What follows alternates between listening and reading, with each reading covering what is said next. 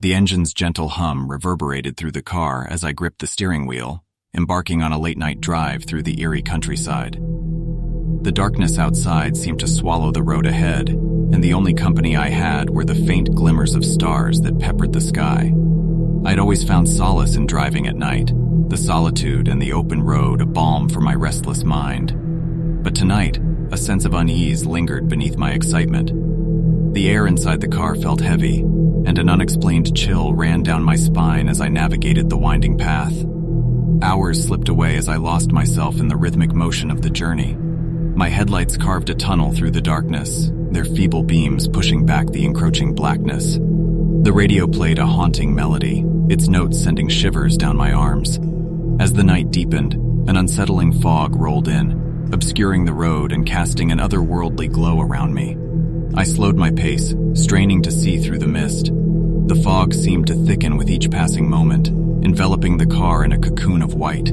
A feeling of isolation crept over me, the outside world reduced to the small circle of visibility offered by my headlights. My fingers tightened around the steering wheel, and I squinted through the fog, searching for any signs of life. My GPS signal flickered, leaving me alone with my thoughts and the suffocating fog.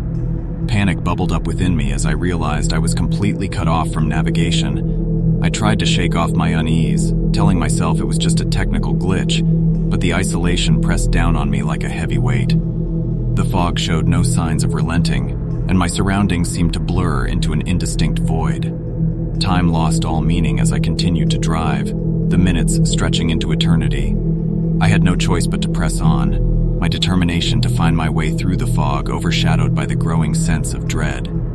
In the distance, a dilapidated sign materialized through the mist. "Welcome to Hollowbrook," it read in faded letters. My heart skipped a beat as I recognized the name. Hollowbrook had a reputation, a place where travelers vanished without a trace, swallowed by the darkness that clung to its streets.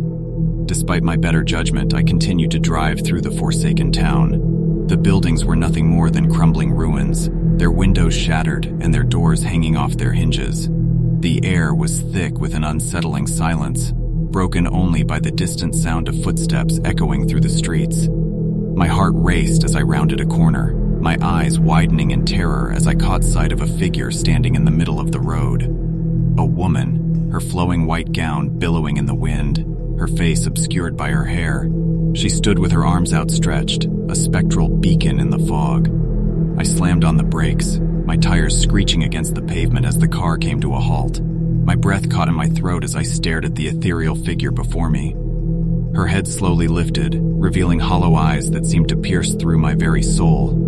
A mournful wail filled the air, sending a wave of terror crashing over me. With trembling hands, I shifted the car into reverse, my heart pounding in my chest. I navigated the fog-shrouded streets in a blind panic, praying I could escape the clutches of Hollowbrook. The town seemed to shift and warp around me, its abandoned buildings pulsating as if alive. Finally, after what felt like an eternity, I burst through the outskirts of Hollowbrook, the fog dissipating as if it had never been. I drove until I reached a well-lit gas station, my hands still shaking as I stumbled out of the car.